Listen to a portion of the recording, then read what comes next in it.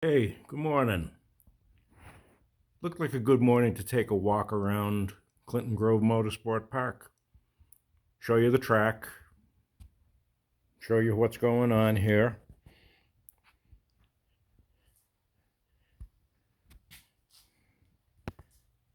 Most of the building and tuning work goes on over here.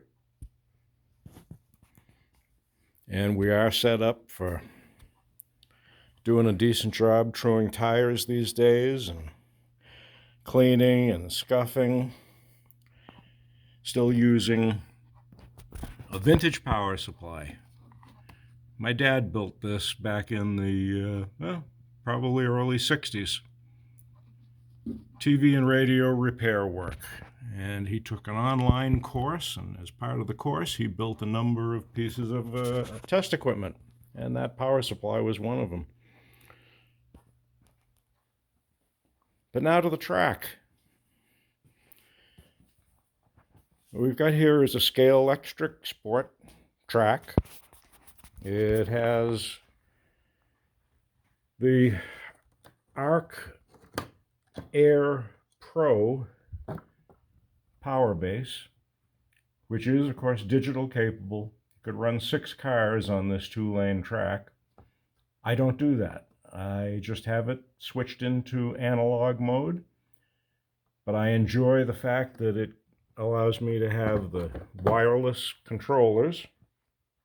So we're running a pair of slotted SCP-3s, and I just love the freedom that gives me to walk around the track, because I'm usually here by myself. It's nice. Drive from anywhere you want. It's the Magic Arc app that runs the races from my little old Android smartphone. And it's a nice setup.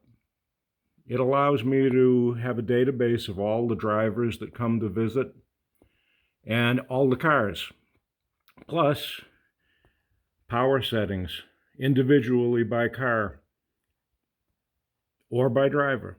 So I like it. It's a good setup for me. All right, how about a tour around the track itself? So, start-finish line. Of course, I had to have a tunnel. That was the kid in me that said my track had to have a tunnel.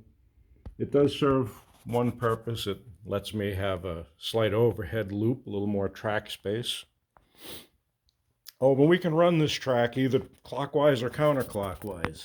I made some modifications to the power base, so I have lane changing.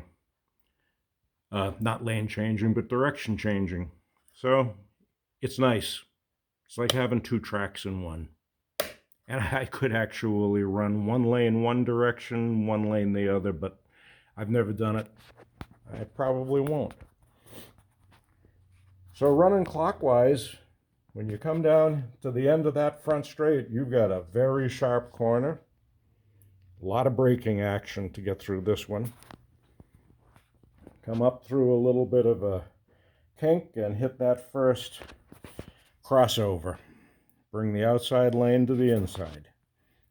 It helped me even up the lane lengths. So we're about 83 feet and just a couple of inches, and minor difference between the 2 lanes.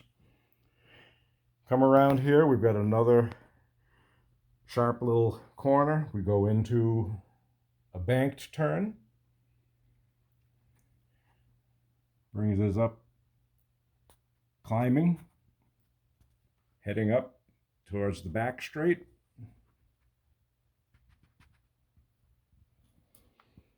We come into the little carousel corner, which is Lighthouse Corner. And then we do the final climb towards the middle of the back straight and our mascot up on the wall. Back to another angle of our mascot. Coming down to the end of the back straight. And this back straight is about a 16 footer, I believe, 15, 16 feet, into the largest radius corner on the track.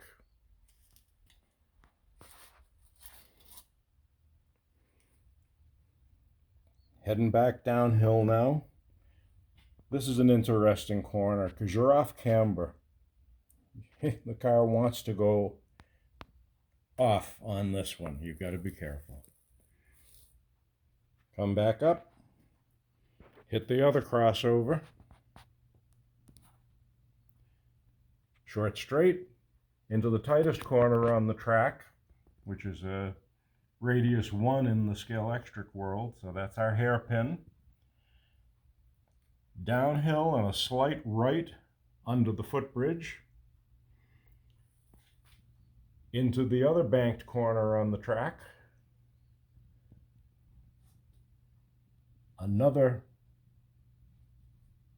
kind of tight curve there. Starts off as a radius 1, then it opens up. Downhill. And back to the start finish. So that's what we've got going on. It's a technical track. It's a challenge to get good lap times on this track. But it's a lot of fun. I enjoy it. And I guess because I'm the guy that built it, that would make sense. So if you're ever in southern New Hampshire, get in touch. Come over. Try it out.